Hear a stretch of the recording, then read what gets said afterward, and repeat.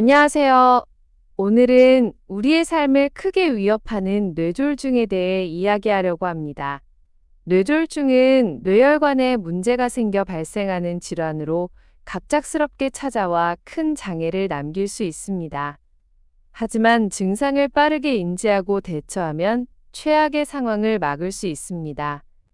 오늘 이 시간을 통해 뇌졸중의 특징과 예방법을 함께 알아보겠습니다. 우리 몸의 모든 장기처럼 뇌도 피를 통해 영양과 산소를 공급받습니다. 이 통로가 바로 뇌혈관입니다. 뇌졸중은 뇌혈관이 막히거나 터져서 뇌가 손상되는 질환입니다. 심장마비처럼 응급 상황이며 증상 발현 후 3시간 이내에 치료를 시작해야 후유증을 최소화할 수 있습니다. 이것이 바로 골든타임이라 불리는 이유입니다. 뇌졸중에는 크게 두 가지 종류가 있습니다.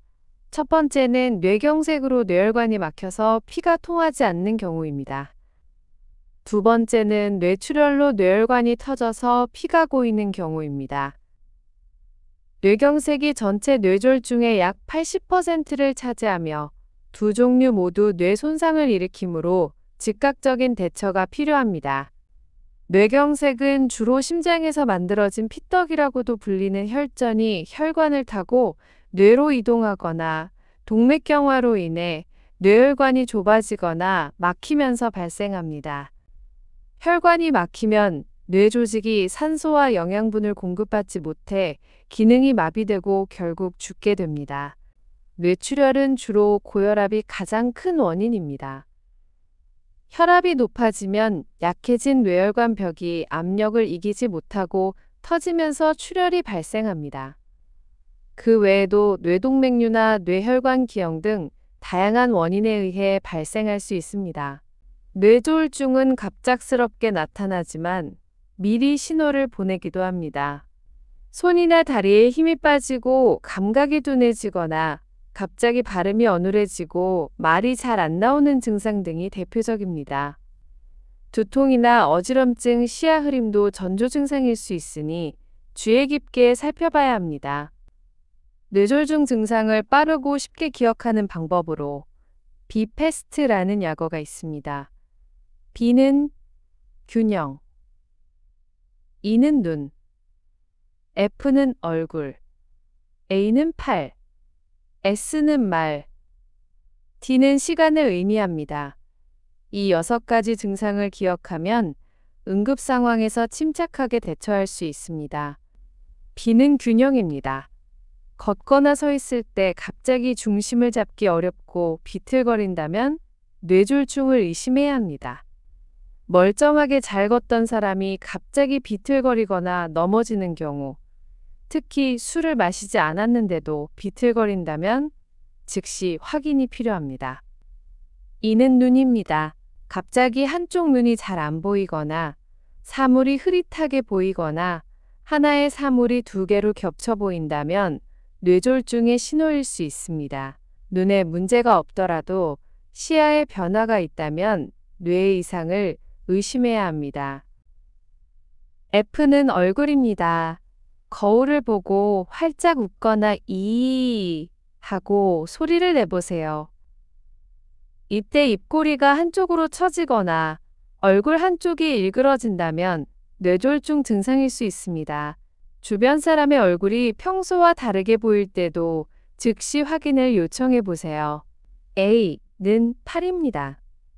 양쪽 팔을 어깨 높이까지 올리고 눈을 감은 채 10초간 버텨보세요. 한쪽 팔이 힘없이 아래로 떨어지거나 감각이 둔해져서 힘을 주기 어렵다면 뇌졸중의 신호입니다. 손이나 다리 한쪽에만 마비가 오는 것이 특징입니다. S는 말입니다. 갑자기 말이 어눌해지거나 발음이 꼬이거나 평소에 쓰던 단어가 떠오르지 않는 경우도 뇌졸중의 신호입니다.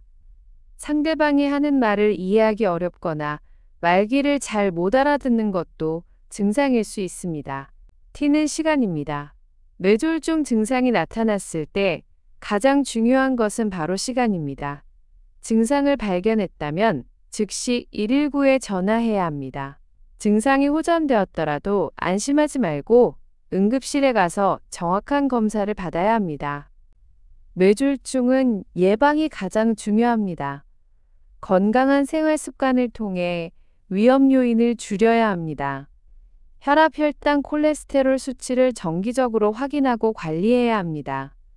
꾸준한 운동과 금연 절주는 필수입니다. 짜고 기름진 음식은 피하고 신선한 채소와 과일을 충분히 섭취하세요. 고혈압은 뇌졸중의 가장 중요한 위험 인자입니다.